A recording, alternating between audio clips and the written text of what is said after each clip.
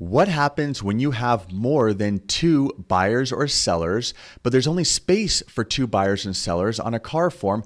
How do you add those additional signers? Well, I will give you an example how to add an additional two buyers. So 4 buyers total using a C.A.R form ASA additional signature addendum.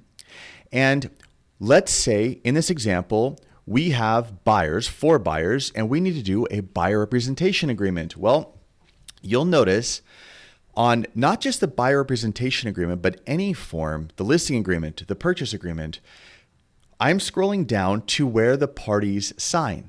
And in this case, this is where the buyers sign on the BRBC.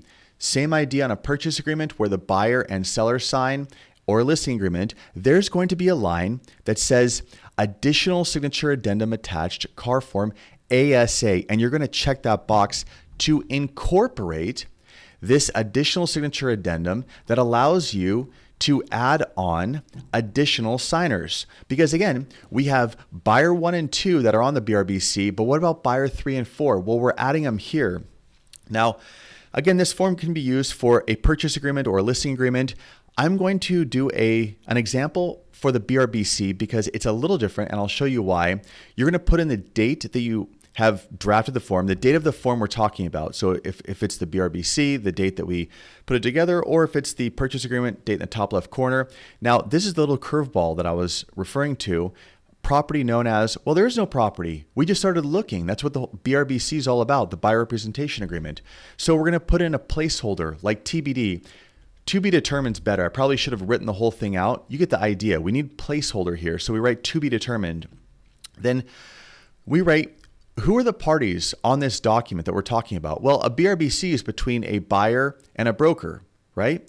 So we have the buyer here. We check the buyer box. We write the existing buyers on the BRBC.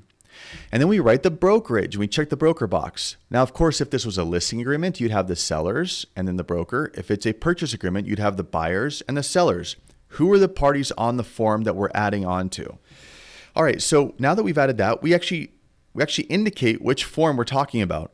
In this case, it's the buyer representation agreement, so we check this box. This is pretty simple and straightforward in section 2. You're just checking the box of what you're adding on to. All right. Then in section 3, we actually get to the spot where you're going to add the additional buyers or signers. So in this case, because in my example, we have 4 buyers on a BRBC, well, buyers 1 and 2 are already on the BRBC, so we're adding buyer 3 and buyer 4. So right here, section 3, buyer 3, I type out their name. Buyer 3 is going to sign and date, and we check this box, of course. Same with this second line, buyer 4, write it out. Buyer 4 is going to sign, date, and we check this box. This actually gives you space where you could add 4 additional buyers in addition to the 2 on the agreement. So you can basically have up to 6 signers on a form, given that they give you 4 additional spaces. All right, that's it. It's a 1-page document. You're done. Now this space up here, this is where the signers below, these additional signers, are acknowledging that they are now part of whatever you referenced here, BRBC, purchase agreement, whatever you're indicating up here, and that they're in possession of the documents. So if they're signing, if they're buyer 3 on a BRBC, they have a copy of the BRBC. They know you are incorporating whatever document you're adding them on to.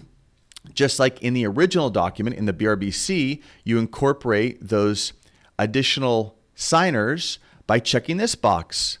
So that's how you bridge these forms together. You're going to check this box on the signature area of whatever form you're incorporating. And then up here, this additional signers acknowledging that whatever they're attaching themselves to here, they're in possession of that paperwork. So they understand that they're now part of that transaction.